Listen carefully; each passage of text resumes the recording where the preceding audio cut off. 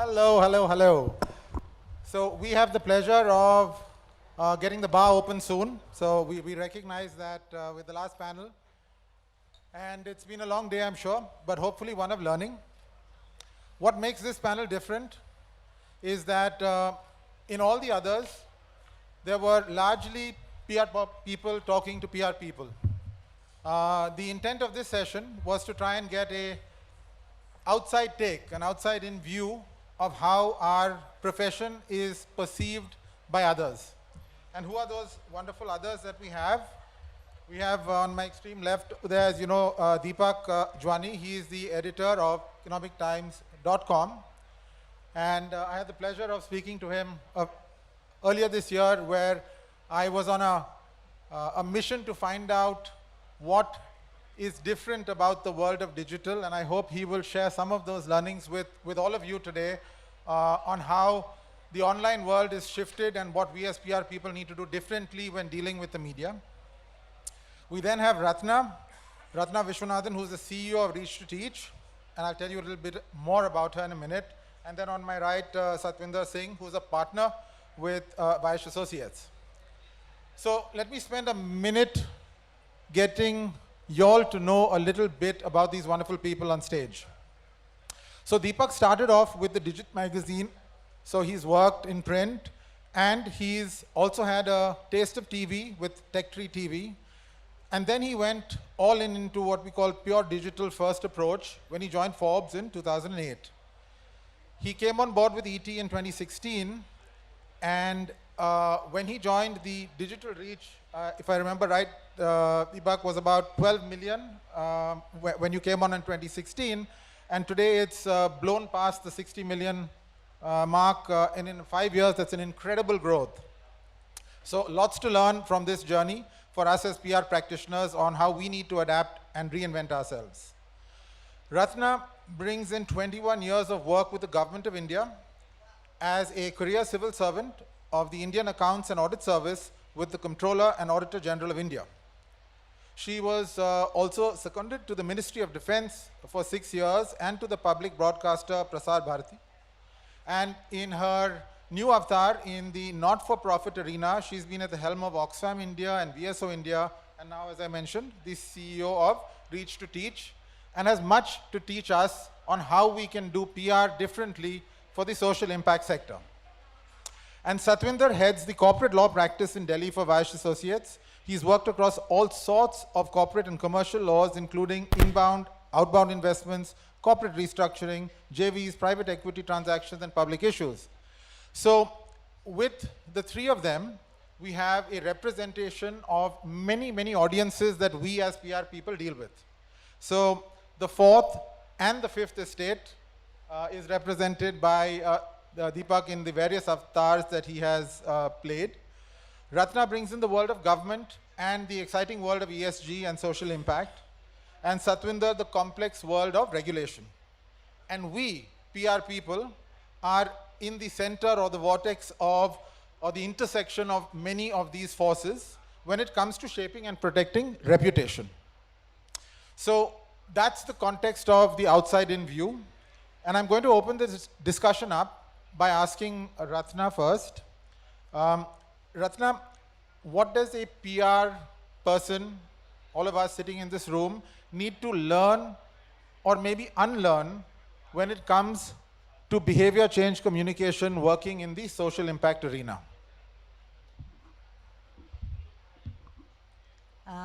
Thank you, Nikhil. That's a very interesting question. Typically, I think when not-for-profits engage with the PR sector, it's primarily aimed at a couple of things. One is, of course, building visibility, and the other is about building perception of the entity concerned, right? And the primary reasons for both of these is A, perception with stakeholders like the government, like other agencies that they may need to be working with, and also the fact that typically the not-for-profit sector is looking for grants and donations. So there needs to be a public visibility and a credible public visibility, and that's a story which needs to be told, and that's why the entire engagement with PR firms Having said that, to be very honest, a large number of the not-for-profit sector does not really engage with PR firms for the simple reason there are other priorities. And, a lot of them are cash-strapped and money being scarce. Something like PR, whereas everybody would love the visibility, goes a begging because it's an expensive proposition, to say the least.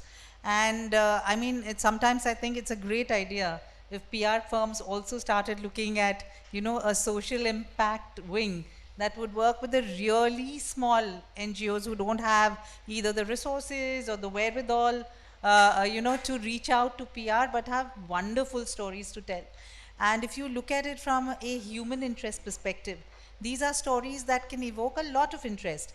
They may not be sensational and certainly not bad news, but definitely, lovely human interest stories. So I think that's something PR agencies could look at, creating social impact verticals that could engage with very small not-for-profits to tell some really important and interesting stories, because there's a lot of wonderful work that's happening all over this country, including the remotest areas where very, very small agencies are working.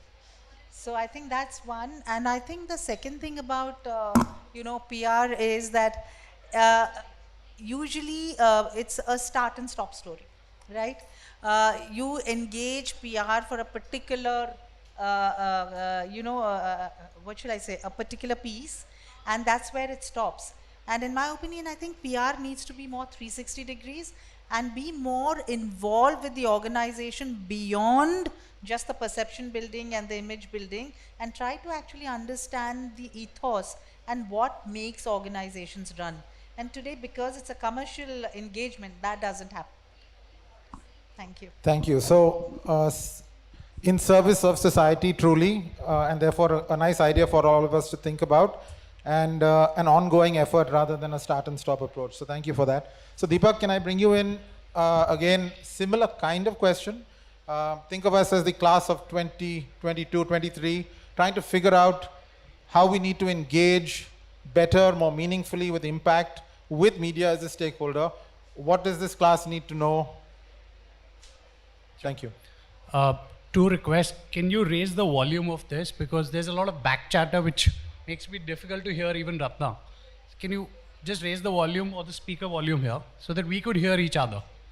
The other request, I'm speaking in my personal capacity, not representing my organization. So if by any chance, reporting, tweeting, Instagramming, just say about my name and not my organization, because I'm here to personally air my views, not my organizations. Nikhil, coming back to your question, what should the class of 2020 or 2022? 2022. 2022. Understand or learn about digital media? In fact, I think you've already given us the first lesson, right? That disclosure that you made right up front. True, yeah, because being in media, you have to be first and foremost be responsible to yourself and the workplace that you represent. Otherwise, look, one thing that I have learned from my personal experience, I made a personal switch 100% digital media by joining Economic Times. Prior to that at Forbes, I had a first digital and then print kind of role and experience. But very clearly, the reach is substantial. And again, if I were to just rattle off numbers like you explained, I joined economictimes.com when we were 12 million unique visitors a month. That was our reach in 2016, 1st Jan when I joined. Thanks to the great digital penetration, thanks to Mukesh Ambani who reduced the prices of kilobytes and megabytes, today we already reached 60 million. During COVID, we were 100 million unique visitors a month. So that's mighty. That is the kind of reach and impact and thereby the responsibility also that lies on our shoulders when we communicate even a single word on our platform. That is what maybe in the PR community people need to understand and the impact of it. I have grown more on print as a newspaper. Maybe the CEOs that the PR community talks to always possibly ask them, मेरा newspaper में report कब छपेगा, article कब छपेगा, magazine में article photo कब आएगा. Maybe you need to unlearn yourself or you need to unlearn them saying photo छपेगा, impact milega, but that's just making you happy. You're responsible for the stakeholders whom you represent. They are on a different platform and different planet. And that's what you need to learn. I remember a simple line that the Forbes US editor once had come down and told us.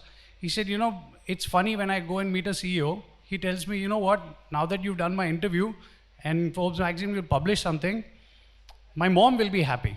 He said the funny guy didn't understand that if I publish on the website, millions of readers will be happy. And that's what he's responsible. But he's more concerned about his mom and the happiness that his mom will find. That's the difference, that, you know, the world has traveled. Readers have moved and migrated substantially. Their first touch or their first port of call for a lot of people, not just the younger, because that's the perception that digital is only for the younger or maybe under 30. It's not. COVID has substantially changed our habits. Handset is the maximum amount of space and the time that you spend with. That's where people are possibly reaching first. So that's something that I myself have learned a lot. I learned from my own daughter, who never touches the paper as a medium, but her port of call is that. And if I were to take Economic Times as a brand to reach across the masses and get newer audience, the newer crop of audience is only going to come from digital and not from print or television. The first port of call for all readers and people who consume information, good, bad, ugly, is digital. And that's what, you know, I think is important to understand and accept over a period of time, that if that is the port of call for people, that is where your messaging will need to be tailored to and branded with or even communicated to. That's a very critical lesson, because in all the planning, like in our website planning, when we make, the design team will first make a design for desktop. 70-80% of my readers are on mobile. We've had to put posters in our office saying mobile first. If 80% of your audience is reading on devices, why are you starting your design first on the desktop? Mera website CinemaScope mein kaisa lagega? Abandon that thought. First think of that 6-inch device. Mere website pe reader kaise consume karega? What are the areas? What makes them click on a button or on a story or on a, you know, navigation bar? That's very critical to understand. If 80% of your audience is there, accept the reality. There's no point. We all work on laptops, but our readers are on desktop, mobile. Sometimes I feel I should just keep, in every, you know, team of mine, we should have mobile phone as our screen and start looking at it more. Then we'll automatically ingrain that that is the kind of audience and that's the screen that we are reaching or working towards. And that's critical to understand for us. Thank you, Deepak. So I guess a fundamental shift in the way we approach our work, and I love that very real example of behavior change being really tough, right? To get people to logically understand it is one thing, but to actually do it differently, I guess for all of us is, we've talked about it many times, the good old-fashioned press release continues to be our number one tool in our toolbox, and we have to start thinking differently in the way that we distribute that content. So a little bit on behavior change from both our panelists. Bringing Satwinder in now, there is a lot of regulatory compliance that one needs to navigate. And as a PR professional, Satwinder, can you throw some light to this audience on what you feel we need to do to navigate that better? Because the disclaimer here is, having sat in many meetings with legal teams, I keep getting told, ye nahi kar sakte, wo nahi kar sakte, you can't do this, you can't do that. So how do we get around it? How do we collaborate better with legal to deliver more impact? Yeah, that's my question. Thank you, Nikhil. I think when Vaish called me up that we also need a lawyer for this bit, I was wondering that what I have to usually say in the PR conference for that. But my experience with PR, because I think when we engaged even the Adfactor for that public issue, I think it's very important for PR people to adapt themselves for whatever the regulatory provisions, because if you feel that you have to get into the one area, into that PR, into the financial or into the capital market, which is one of the most remunerative practice area, what we need to see is that what all are the regulatory provisions which are applicable. That's number one. You see, way back from 2015, when the prevention of insider trading regulations happens, so they came out with the fair disclosure code. Then it was amended. When it was amended, they said, no, all listed companies have to have a fair disclosure code. Earlier, they were providing certain events that, okay, you have to provide it. Then they got into the materiality concepts. When they got into the materiality concepts, they said, okay, these are the events. They listed about 17 events. Those events are deemed to be the materially sensitive information, and you have to provide the disclosures. And it's a concept of an unpublished price sensitive information which you have to give, because any information will have the impact if it is not there on the price, and you can manipulate the price or the way the market reacts. Ultimately, it is for the investors' confidence. And the way I see is that the role of PR, that how they connect, I would see that PR it's a backbone of any corporate's reputation. They can make or break that reputation even for this, if they are not aware of this. So they must adapt to this, that okay, what is regarded as a material, what is supposed to be the information which the board has to decide on that materiality concepts. And then certain events which are required to be given. There are like, I think the way I look at it is there is a very fine distinction, because you have to meet the regulations. When you have to meet the regulations, probably within the four corners of regulation, you have to tell what you are going to say and what is the meaning. Meaning is that what is being told, what is to be told to the people at large, at the society, and what is being said on the papers. Even there is a very, very fine distinction. Yeah, you have to convey the meaning, but what you are saying, I'll just give you the example. They said that, okay, you cannot give a forward-looking statements. I'm just making an example. No, you can't say that, okay, my profits would be these much crores. But on the other side, when you are saying that, okay, we are saying and we have that estimates of growth in the range of that, probably then we will say that it is coming within the four corners of law. Sometime it happens that, okay, what is the information? Because it's very, very important to see that information apart from the materiality, it must be concrete, it must be clear, right? And it must be credible, right? So on that basis, I'll give you the example which I thought that I must share with you. Recent case law of Urja Global. And I could see that one of the rarest scientific scam, they coined the word of any chemical material as a Jacobite and made a press release that we are entering into a long-term contract with the Japanese company for supply of Jacobites. And the price moved up. Now, come what may, what is happening is that they said that there is no chemical event in the name of Jacobite. Neither it is in their annual returns. Even the Japanese company said that, okay, we don't have this. But what is being said is the false information. So is that the key takeaway for the PR practitioner, that Yes. we need to keep our wits about us, Yes, that know the law? you must look at it, the law, you must verify, you must adapt to this thing, that what is being published, whether it is right or wrong. And now what the SEBI did, they have barred the company, they have barred the promoters, the key people from entering into the capital market for next a few number of years. Thank you, Satwinder. So a reminder to us that as the custodians of image of our own clients, we must hold our profession to that standard. We must know the regulation, ask the hard questions, and have the courage to stand up and counsel when we feel something needs not to be done. So Ratna, if I can bring the mic back to you, one of the similarities that I often think between the world of social impact and the world of public relations is this dichotomy between input measures and outcome or impact. So I often hear that people want to invest in CSR when there is infrastructure or ribbon cutting and there is a building to show or there is something to show.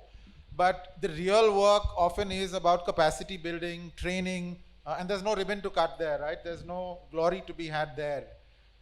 Similarly, in our world of PR, oftentimes it's about the exposures, right? Did we get the front page? Did it tweet? Did we trend? But did behavior change? These seem to be commonalities between our industries. Is there anything you could elaborate on how you handle that? Maybe we can learn from it.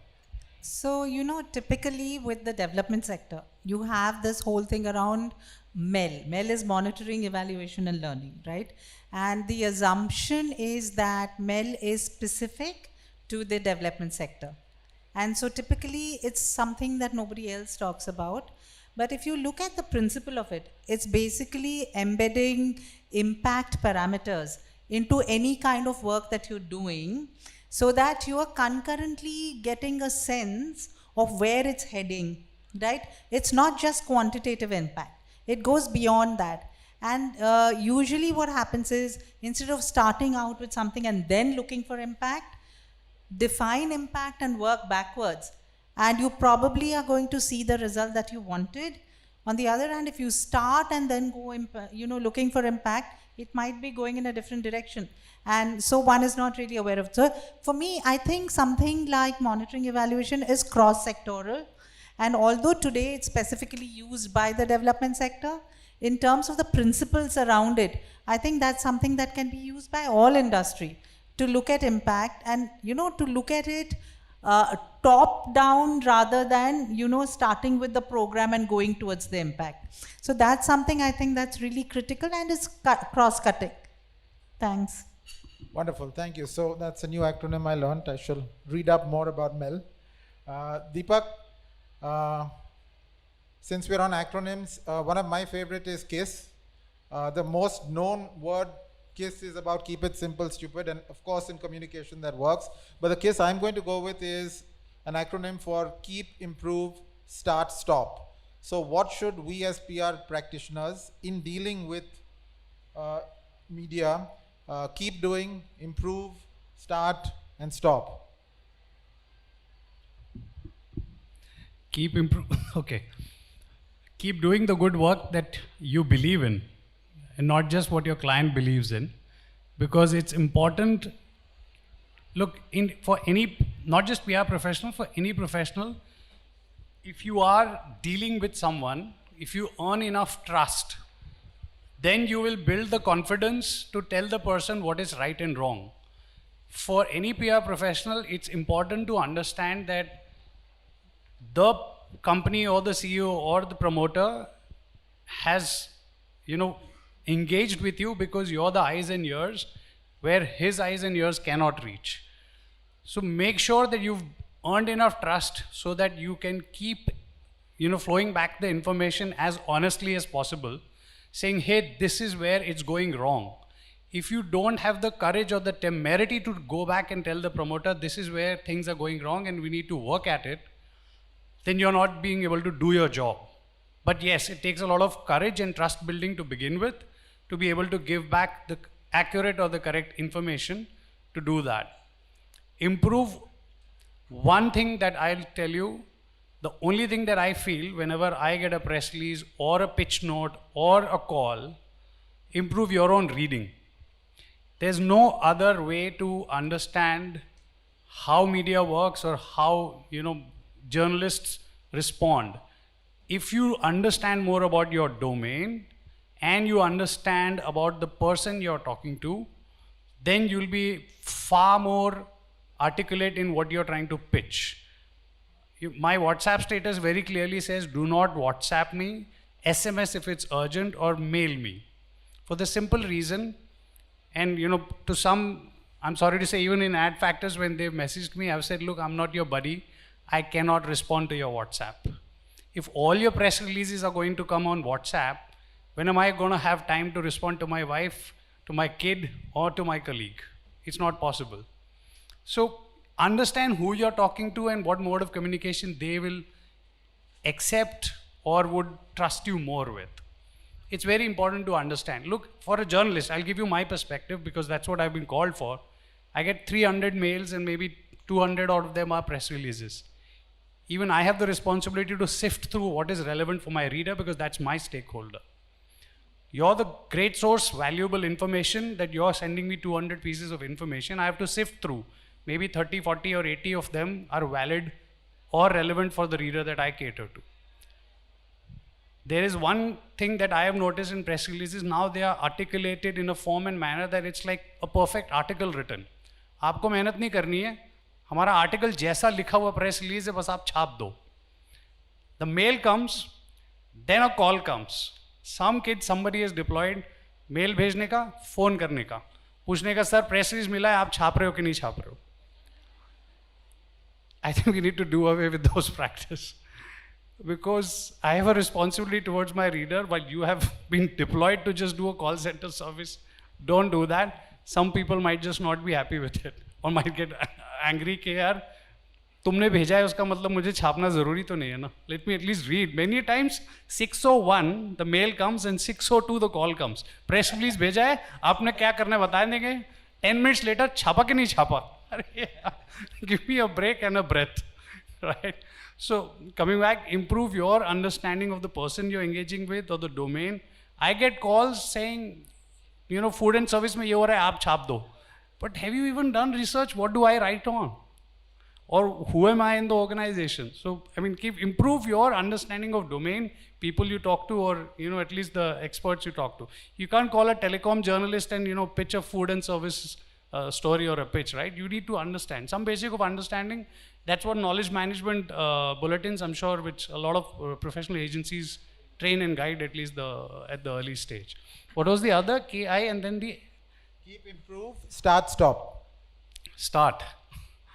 Well, start reading again. I mean, there's no end to it, but in our profession, and I personally believe, and I tell my team, this is the best profession. You're paid to read. If you love reading and writing, there's no other profession. If you are in the profession of communication, please continue reading forever because that will help you become a far more informed person in all spheres of life, makes you more articulate. Even your client, if supposedly you have a client on cloud computing, if you understand that domain, if you're able to hold a conversation with the CEO, I can bet you your next pitch, you'll be able to raise the price by 20%. By simply making sure that the CEO, the jargons that he speaks, if you're able to understand or throw back a few more jargons in the world of cloud computing, you've earned the pitch with a higher revenue next time. Because people expect well-informed communicators. You're in the world of communication, make sure you understand everything. And the last one, what was the? Stop. Okay. Stop spamming. Everyone, from telecom networks to everyone, just keeps believing, मैं 50 भेज दूंगा तो एक तो मिलेगा. Stop spamming. Be very focused, sharp, laser sharp focus where it will work and where it will not work. Do your own due diligence if you're pitching it to a television or a internet company or even a print media. Who is more likely to accept your pitch note or your story or your piece of information? Definitely, understand those first instead of doing a spray and pray approach. That might not work. In fact, there have been, I'll give you a simple example once happened. Some 80 journalists were marked on a press release, not in BCC but CC. Everyone. Thankfully, I got 79 of my peers' mail IDs, which I never had. But that's not the way to pitch anyone. Stop spamming. I'm being very brutal honest here, but that's the reality. If I see 79 people in CC and you've sent me a press release, obviously you've not focused and sharpened the communication to me. You've done a spray and pray approach. Do not do that. Decide your focus. Figure out who is the person likely to accept or understand your pitch note, or maybe basis your relationship of the past, he or she will accept it, and then go about it. Thank you, Deepak. Thank you. Some really simple but reminders to us on what we need to do better as a profession. Eye on the clock. So with permission from my my legal department. I'm going to the audience now and open to take questions from the audience. Yes. 2 hands up right in front.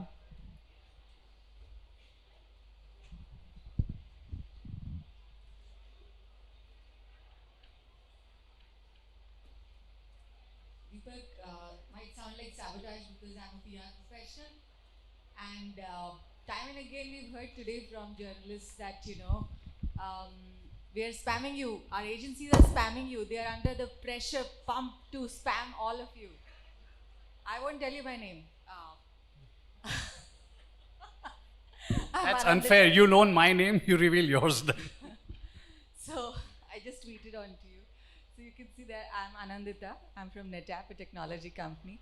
But what else can we do? We are a country of 1 billion plus people and media universe is huge. But yet everybody wants to get print in ET, TOI, or if not print, at least online de do yaar. So why are we PR professionals always at the wrong receiving end of things when we say things like, please publish our press release? How is it that in the media universe of lakhs of journalists, you know that more than me, how do we really pinpoint the 1 or 2 people who we could really go after, and will they like us if we go after them, or will they tell us something like this on a stage one day? So first and foremost, when you talk to a digital journalist, you never use the line, print nahi to yaar digital de do. I started with sabotage. I'm just telling you. I, for myself, never think digital is any less or lesser than television or print. They all are doing everything that, they see us and they say, oh man, this digital is taking us and eating us all over. So that's why I said. I was saying ET and TOI specifically. Everything. No, ET print bhi hai, ET digital bhi hai, and I myself think ET ek entity nahi, ET ki 3 entity hai. I go back and tell all people, हमारा television भी है, हमारा print भी है, और digital भी है, आप जो करना है करके दिखा दो. Anyway, coming back. No, it's very simple. I get your point, or your pain point rather, that you have been told to be able to make sure that somewhere it appears in some form and manner, right? And I'll tell you, there are a lot of people who figured out some method, at least for et.com, that let me route it through wires. So they will give it to PTI, Reuters, ANI, INS, multiple agencies, right? For us, we definitely have multiple layers of selection. Agency is one route, our own self is the other route, our bureau, which gives enough valuable inputs, and we are available on WhatsApp throughout with them also. Multiple sources of information. While we understand that you have a job to do, our challenge is that we also have a job to do. If you have some new feature, or in your case, if it's NetApp, you have something on the enterprise level for a B2B client, right? While my reporter is trying to figure out a B2C story, obviously B2B will not be something that I'll fancy, because that's not my KRA, that's not my mandate. That's why it's important for you to figure out and also go back and communicate to your stakeholders that, hey, if X reporter is talking about B2B solutions, then he or she will find favor with it. Let me sharpen my focus and figure out which magazine. Look at, I worked in trade magazines also earlier, right? And B2C magazines also earlier. You have to figure out where you'll get much ROI for your story. Like I said, the other example, page 1 पे छप गया या उस website पे छप गया जहाँ पे आपके customers नहीं है, clients नहीं है, stakeholders नहीं है, vanity है, there's nothing else to it, right? The ROI actually lies elsewhere. Maybe a trade magazine where, the NetApp, one article of NetApp might yield some, conversion or a client, right? So it's important to, that's why I said, if you know more about your business, you'll also know more where it'll turn the ROI for you. So you don't need to chase the big or fancy brands. Relevant brands are more important. So the one last question for the evening. I have seen lots of times up signals to me, and then awards. Yeah. My name is Navodita. I teach media studies at Bennett University. I had 2 questions. First is regarding the behavior change theories. that the major hurdle in implementing government policy is disengaged and inactive public participation. So how do you make a effective communication strategy, especially where there's a huge digital divide as well? And now we're mainly talking all about digital PR. So how will we become more effective? And my second question is to Mr. Deepak. I have a lot of students coming to me and asking that journalism has been reduced to a PR job because there are a lot of PR stories in the newspapers. So, very serious note, some people say that basic tenets of journalism are being compromised. So, could you throw some light on that? So Ratna, you want to take the behavior change one and then closing from Deepak? To be fair, initially, yes, government was dense, opaque, didn't engage at all with media, had their own agencies, and they, you had the most boring outputs that came through those agencies, which was stodgy, not really, read-worthy, all of that. But to be fair, over the years, I think that has undergone a big change. And today, I think every department is on a digital platform. So there's Twitter, there's Insta, there's a whole lot of stuff that government engages in, because I think there's a recognition of the fact that there's a need to build a certain image. To be fair to government, because they're the largest public-facing agency, they're visible, so it's easy to slam the government, right? Other sectors, you don't really talk about and see and look at it in that way because they're not public-facing. So there is a need today, and in the past there was a certain arrogance that we are the government. We don't need to build an image, right? Today that has changed, which is why you have every agency represented on media, on social media, because I think the touch points are far higher on social media than they are on print and television. So as a result, today I think that story has changed, and there is more openness in terms of engaging with media, which in the past was more suspect, and you just go to the agencies you trusted, right? Today there's more openness, and I think also the fact that, by being open, you are open to a much larger universe and not just the population within the country itself, right?